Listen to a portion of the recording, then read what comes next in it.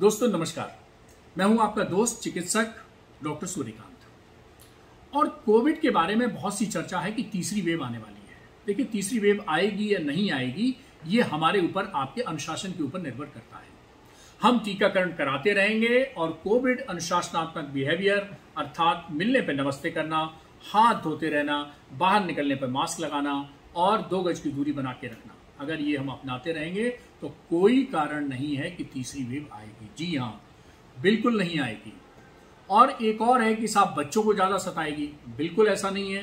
बच्चों ने पहली वेव भी झेल ली, दूसरी वेव भी झेल ली और बच्चे तीसरी वेव भी आसानी से झेल लेंगे, बशर्ते वो अपना खान पान ठीक रखें, पौष्टिक चीजें खाएं, एक्टिव रहें और कोविड एप्रोप्रिएट बिहेवियर जो मैंने अभी बताया उसका पालन करते रहें। इसके अलावा मान लीजिए थर्ड वेव आ जाती है हमारी लापरवाही से, मान लीजिए हमारे घर में रोगी भी हो जाता है, तो कितनी ऐसी चीजें हैं जो हमें जानकारी जिनकी होनी चाहिए, जिनसे हम अपने रोगी की सहायता कर सकते हैं। तो सबसे पहले तो हमें जानकारी होनी चाहिए कि पल्स ऑक्सीमीटर हम कैसे ऑक्सीजन नापें, वो अभी आपको बताएंगे हम। दूसरी वीडियो में आपको बताएंगे कि थर्मोमीटर यानी कि इंफ्रारेड थर्मोमीटर से टेम्परेचर कैसे जाने, अर्थात मरीज को फीवर है या नहीं। तीसरे में हम बताएंगे कि मान लीजिए ऑक्सीजन सिलेंडर घर ले आए हैं तो उस ऑक्सीजन सिलेंडर से हम आपको ऑक्सीजन कैसे लगाएं। और चौथे वीडियो में हम आपको बताएंगे कि मान लीजिए घर में ऑक्सीजन नहीं है और ऑक्सीजन मरीज की कम हो रही है, तो बिना ऑक्सीजन सिलेंडर के, बिना अस्पताल में भर्ती हुए कैसे हम मरीज की ऑक्सीजन बढ़ा सकते हैं, सिर्फ और सिर्फ मरीज को पेट के बल लिटाकर। ये चारों वीडियो आप इसमें देखिए और तैयार रहिए तीसरी वेव से बचाव के लिए। ईश्वर से प्रार्थना करिए और सबको बताते रहिए कि कोविड एप्रोप्रिएट बिहेवियर का पालन करें, टीकाकरण करवाते रहें। तीसरी वेव डॉक्टर सूर्यकांत का कहना बिल्कुल नहीं आएगी। और बच्चों को बताते रहिए कि सूर्यकांत अंकल ने कहा है कि खाओ पियो मस्त रहो, लेकिन कोविड एप्रोप्रिएट बिहेवियर अपनाते रहो, आपको थर्ड वेव बिल्कुल नहीं सताएगी। तो इन शब्दों के साथ आप देखिए हमारे ये चारों वीडियो। नमस्कार दोस्तों, पूरे कोविड के दौरान आपने मेरे वीडियोस को देखा होगा। मार्च 2020 से लेके अब तक के जितने भी हमारे वीडियोस हैं, हमने एक बात कही है कि आपके घर में फ्रिज हो ना हो कोई फर्क नहीं पड़ता, टीवी ना हो कोई फर्क नहीं पड़ता, वॉशिंग मशीन ना हो कोई फर्क नहीं पड़ता, लेकिन एक छोटा सा यंत्र है जिसको पल्स ऑक्सीमीटर कहते हैं, वो जरूर होना चाहिए।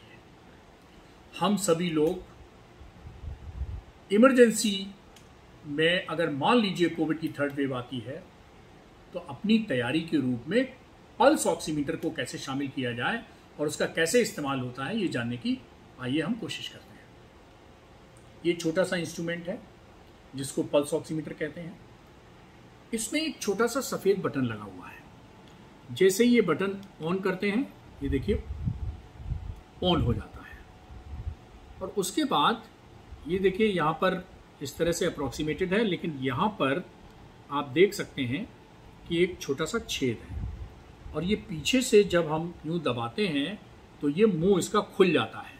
आप देख लीजिए, ये छोटा सा छेद है और जैसे पीछे से हम दबाते हैं ये खुल जाता है। और फिर ऐसा अगर हम इस उंगली को ऐसे डाल देते हैं, कोई भी उंगली इसमें डाल देते हैं और ऐसे छोड़ देते हैं, तो उसके बाद जब हम इसको ऑन करते हैं तो ये ऑन हो जाता है और फिर थोड़ी देर बाद इसके अंदर 2 रीडिंग दिखने लगती है। एक रीडिंग ऊपर है जो रेड कलर में आ रही है, एक रीडिंग नीचे है जो ब्लू कलर में आ। और इन रीडिंग से हम जान सकते हैं कि किसी भी व्यक्ति की ऑक्सीजन क्या है और किसी व्यक्ति का पल्स यानी कि नब्ज कितनी चल रही है। ये जानकर हम पेशेंट की स्थिति को पता लगा सकते हैं कि क्या पेशेंट की स्थिति है। अब आप देख सकते हैं 2 रीडिंग यहाँ पर आ गई हैं। एक ऊपर वाली रीडिंग 97 या 98 दिख रही है, नीचे वाली रीडिंग देखिए ये 80 के आसपास दिख रही है। ये रीडिंग थोड़ी बहुत घटेंगी बढ़ेगी, लेकिन कम से कम 20 सेकेंड आपको इंतजार करना पड़ेगा और उसके बाद ही ये रीडिंग फिक्स हो पाएंगे। जब ये रीडिंग फिक्स हो जाए उसके बाद आप समझ सकते हैं कि हमारे पेशेंट की कितनी ऑक्सीजन है और कितनी पल्स रेट है, और इसके आधार पर आप अपने पेशेंट की स्थिति को जान सकते। आप इस उंगली में भी लगा सकते हैं और इस उंगली में भी लगा सकते हैं।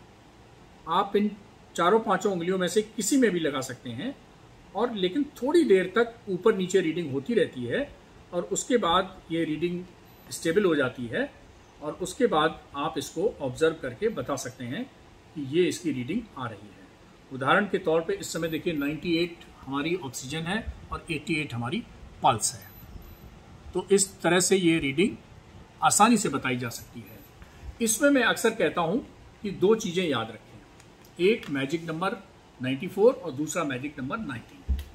अर्थात 94 से अगर नीचे रीडिंग आ रही है तो आप समझ जाइए कि शरीर में ऑक्सीजन की कमी है। ये एक्चुअली ऑक्सीजन सैचुरेशन बताता है।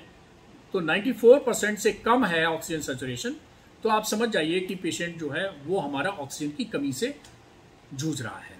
और अगर 90 से नीचे जा रही है तो समझ लीजिए पेशेंट हमारा सीरियस हो चुका है, अब इसको अस्पताल में भर्ती होने की जरूरत है।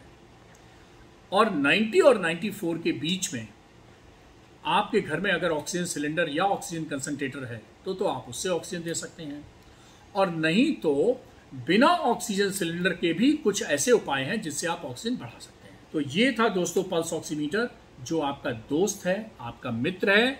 इसको बहुत बड़ा कोई हाई टेक इंस्ट्रूमेंट इक्विपमेंट मत समझिए, बल्कि डॉक्टर के एब्सेंस में घर में आपको चिकित्सीय सहायता देने वाला एक छोटा सा यंत्र है, जो सांस की किसी भी बीमारी में ऑक्सीजन कितनी नीचे जा रही है इसकी गणना करके आपको देता है।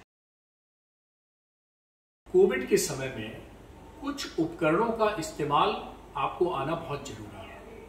उन्हीं में से एक उपकरण है ये इंफ्रारेड थर्मोमीटर। आपने देखा होगा नॉर्मली थर्मामीटर जो होता है वो मुंह में लगाया जाता है, या कुछ डिजिटल थर्मामीटर और होते हैं, उनको आप यहाँ माथे पे भी लगा सकते हैं। लेकिन ये ऐसा थर्मामीटर है जो शारीरिक दूरी बनाए हुए आप दूसरे व्यक्ति का टेम्परेचर ले सकते हैं, और ये इंफ्रारेड एक वेव्स होती हैं उस सिद्धांत पर आधारित है। इसीलिए आपने देखा होगा जब आप शॉपिंग मॉल में जाते हैं या किसी और बिल्डिंग में जाते हैं तो एक सिक्योरिटी गार्ड खड़ा होता है, या एयरपोर्ट पे जाते हैं तो दूर से आपको इस तरह जैसे पिस्तौल तपनी जाती है उस तरह से इसका इस्तेमाल करता है और आपका रीडिंग थर्मामीटर की यहाँ जान लेता है। तो आइए हम भी जानते हैं कि इसका इस्तेमाल कैसे करें। बिल्कुल इसमें कुछ नहीं है, छोटा सा इंस्ट्रूमेंट है और एक नॉब है जिसको आपको दबाना है, जिसका आपको टेम्परेचर चेक करना है। उसके बिल्कुल क्लोज ले जाके करीब 5-6 सेंटीमीटर दूरी बनाए हुए इसके और त्वचा के बीच में, और व्यक्ति के बीच में आप 2 गज की दूरी बना सकते हैं। उदाहरण के तौर पे अगर मुझे इनका थर्मामीटर लेना है तो मैं इनसे कहूंगा हाथ ऐसे करिए, हाथ ऐसे करिए, हाथ ऐसे करिए, थोड़ा सा यूं कर दीजिए, हाथ ऐसे करिए। अब मान लीजिए मुझे इनका चेक करना है तो मैं डिस्टेंस बनाते हुए, लेकिन इसको पास में ले जाते हुए, और ये जो नॉब है इसको मैं दबाऊंगा, और ये आप देखिए इधर देख सकते हैं ग्रीन हुआ, फिर उसके बाद ये रेड हो गया, और उसके बाद आप देखिए 37 डिग्री सेंटीग्रेड इसकी रीडिंग आ गई है, यानी नॉर्मल टेम्परेचर है इनका। तो नॉर्मल रीडिंग 37 या उसके आसपास होती है। और एक बार फिर हम आपको दिखाते हैं कि कैसे जब दबता है तो पहले ये इंफ्रारेड नाम है, तो पहले रेड होता है और फिर रेड होने के बाद ये ग्रीन होता है और फिर रीडिंग आती है। तो इस रीडिंग देखिए 37 डिग्री दोबारा दिखाई पड़ रही है, और इससे हमें पता चल रहा है कि इनका थर्मामीटर, इनका जो टेम्परेचर है वो 37 है, यानी कि नॉर्मल टेम्परेचर है। जिस किसी का 38 से ऊपर आएगा तो वो एबनॉर्मल टेम्परेचर है, और वो हमें ये इससे दर्शाएगा कि व्यक्ति को फीवर है, और वो फीवर कोविड के पीरियड में हम लोग कहते थे कि मोस्ट कॉमन कॉज कोरोना है, और ये फीवर किसी भी संक्रामक रोग के कारण या अन्य किसी बीमारी के कारण हो सकता है।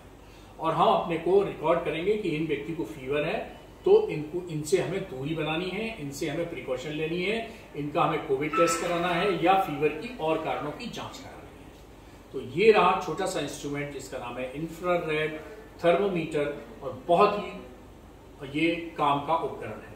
तो आपके घर में कुछ इक्विपमेंट किसी भी बीमारी की तैयारी के लिए, चाहे वो कोविड की 3rd वेव की तैयारी हो या किसी भी बीमारी की तैयारी हो, मैं तो अक्सर कहता हूं कि कुछ इंस्ट्रूमेंट घर में अवश्य रहना चाहिए। उन्हीं में से एक है ये इंफ्रारेड थर्मोमीटर। दोस्तों सबसे पहले ये जानना जरूरी है कि मान लीजिए अगर कोविड की 3rd वेव आती है और आपको कभी ऐसी परिस्थिति आ जाए कि ऑक्सीजन लेवल आपके घर में किसी रोगी का कम हो गया है और आपने उसके लिए ऑक्सीजन सिलेंडर की व्यवस्था की है। अब ये ऑक्सीजन सिलेंडर कैसे आप अपने रोगी को लगाएंगे और कैसे उसको ऑक्सीजन प्रदान करेंगे, इसकी छोटी छोटी बारीकियां जानना बहुत जरूरी है। आइए मैं आपको आज बताता हूं। ये देखिए ऑक्सीजन सिलेंडर है और इसको जो है वो एक अलग सिस्टम है, रेगुलेटर और इसका पूरा सिस्टम है, ये आप दोनों देख सकते हैं। पहले कई बार ऐसा होता है कि सिलेंडर के साथ ये फिक्स करके आपको मिलता है, सेट किया हुआ मिलता है, कई बार अलग अलग आपको मिलता है।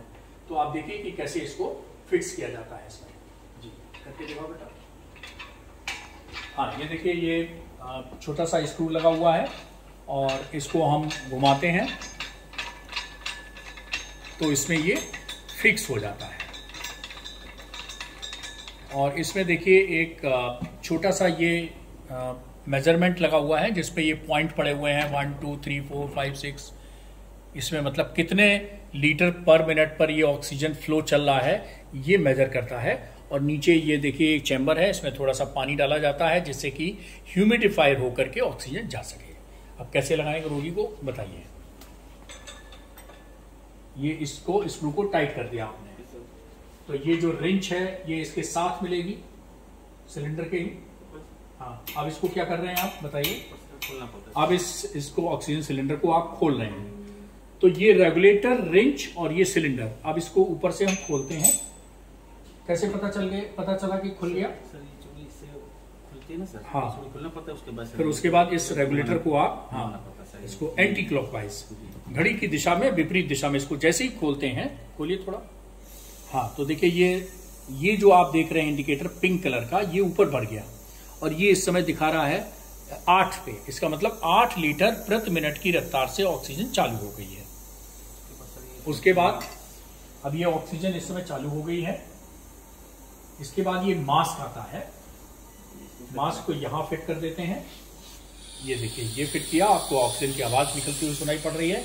और ये देखिए ये ऑक्सीजन जो है वो इसमें निकलने लगी है मास्क के थ्रू। मान लीजिए आपके पास ये रोगी नहीं है, मैंने इनको, जूनियर डॉक्टर है हमारे, इनको लेटा रखा है। लगाइए इनको, मास्क नीचे करिए। तो ऐसा ना हो कि आप मास्क के ऊपर से ऑक्सीजन लगा दें, तो मास्क हटा के और आप देखिए मास्क इस तरह से फिट करते हैं। मास्क जो है ना बहुत कंफर्टेबली फिट होना चाहिए, बहुत ज्यादा टाइट नहीं होना चाहिए। आप देख सकते हैं बहुत ज्यादा टाइट भी नहीं करना है, बहुत ज्यादा ढीला नहीं रखना है। और ये देखिए ये बिल्कुल अप्रोक्सीमेटेड मास्क लगा दिया आपने, ये पूरी तरह से चिपका हुआ है। तो ये ध्यान रखना है कि ये जो मास्क है ये पूरी तरह से फेस की स्किन के, नाक के ऊपर यहाँ ये चिपका होना चाहिए, पूरी तरह से एडहेयर होना चाहिए। अब ये जब सांस लेंगे तो ये नाक के अंदर से इनके फेफड़े में सांस जाएगी और बस 1 मिनट के अंदर ही जो इनको ऑक्सीजन की समस्या दिखाई दे रही थी वो समाप्त हो गई। तो ये आपने समझा कि अगर जरूरत पड़ जाए इमरजेंसी में, ये तो कोविड है, दूसरी किसी भी सांस की बीमारी के कारण अपने रोगी को अगर ऑक्सीजन देने की जरूरत पड़ जाए तो कैसे हम ऑक्सीजन सिलेंडर से, रेगुलेटर के इस्तेमाल से, मास्क के इस्तेमाल से पेशेंट को हम ऑक्सीजन दे सकते। प्रैक्टिकली बताने वाला हूं कि ये प्रोनिंग पोजीशन होती क्या है। बहुत वीडियोस में आपने सुना होगा, मेरे वीडियो में भी सुना होगा कि प्रोन पोजीशन करिए, कोविड-19 में बहुत फायदा देती है, ऑक्सीजन को बढ़ाती है। तो आखिर ये पेट के बल लेट के ऑक्सीजन बढ़ती कैसे है। कई लोगों के दिमाग में आता होगा कि पता नहीं क्या हम गलती तो नहीं कर रहे हैं, सही कर रहे हैं कि नहीं कर रहे हैं। तो आइए हम आपको दिखाते हैं पेट के बल मरीज को आपको कैसे लेटाना है। कोविड का वो मरीज जिसकी ऑक्सीजन 94 से नीचे जा रही है, उसमें हर मरीज में आप इस प्रोन पोजीशन को कर सकते हैं। इससे 5 से 10% तक ऑक्सीजन बढ़ती है। देखिए ये हमारे जूनियर डॉक्टर हैं और देखिए कितने आराम से लेटे हुए हैं। आपने देखा होगा छोटा बच्चा जैसे आराम से उल्टे पेट के बल लेटा रहता है, उसी तरह ये आराम से लेटे हैं। जब आदमी मस्ती के मूड में होता है, एकदम जब गहरी थकान भी कभी कभी आ जाती है या उसे लगता है कि कभी जरा हम पोस्चर बदल के लेटें, तो वो इसी तरह से लेटता है। आप सब अपने जीवन में कई बार ऐसे लेटे हैं, कोई खास बात नहीं है, कंफर्ट होना चाहिए।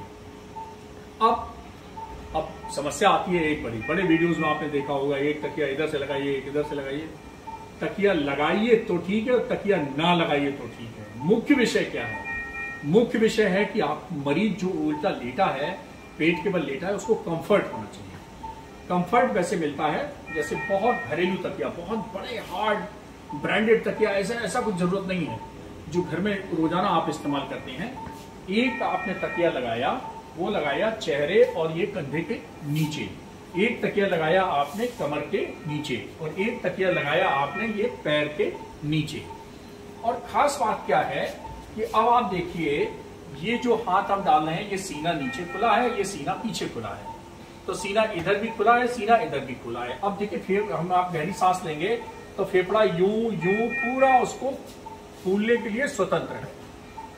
पूरा फेफड़ा जब फैलने के लिए स्वतंत्र है तो फेफड़े का वो हिस्सा जो सामान्य रूप से ऑक्सीजन के आदान प्रदान में भाग नहीं ले रहा है, वो भी भाग लेने लगता है और हमारी 5 से 10% ऑक्सीजन बढ़ जाती है, हमारी चिंता दूर हो जाती है। जो लोग कह रहे हैं 94 से नीचे आ गई, 93 आ गई, 92 आ गई, 89 आ गई, 90 आ गई, 85 तक भी आ गई, तब भी आप चिंता मत करिए, घबराइए मत। ये पोजीशन बना लीजिए और कम से कम या ज्यादा से ज्यादा हम कहें तो 24 घंटे में 16 घंटे अगर आप इस पोजीशन में रख रहे हैं तो आपको इसका बहुत आराम मिलता है। अब कई बार लोग कहेंगे कि उल्टे लेटे हम थक गए हैं, तो अब बहुत आसान है, आप दायां करवट और बायां करवट भी हो सकते हैं। करवट लीजिए, आप इस करवट लीजिए, तो आराम से करवट लीजिए, करवट लेके लेट जाइए। हाँ, आप इस करवट लेट सकते हैं और इस करवट में आप ये आराम से, कोई जरूरत नहीं है तकिया जो है वो हटा दीजिए। आप एक तकिए का आराम से रखिए, सिर आराम से रखिए। हाँ, यस, कंफर्ट पोजीशन होना चाहिए। अब आप थोड़ी देर तक बाएं करवट ले लीजिए। यस, दाएं करवट ली, पहले बाएं और दाएं। तो आप अगर मान लीजिए पेट के बल लेटने में अगर पेशेंट को थोड़ा सा दिक्कत होने लगती है तो दाएं और बाएं करवट भी ले सकते हैं, इससे भी ऑक्सीजन बढ़ती है। सिर्फ जब आप सीधे लेटते हैं तो ऑक्सीजन का प्रवाह थोड़ा कम हो जाता है। तो इस पोजीशन से मैं फिर बताता हूं, तकिया महत्वपूर्ण नहीं है, आराम की पोजीशन बहुत इंपॉर्टेंट है, कंफर्ट की पोजीशन बहुत इंपॉर्टेंट है।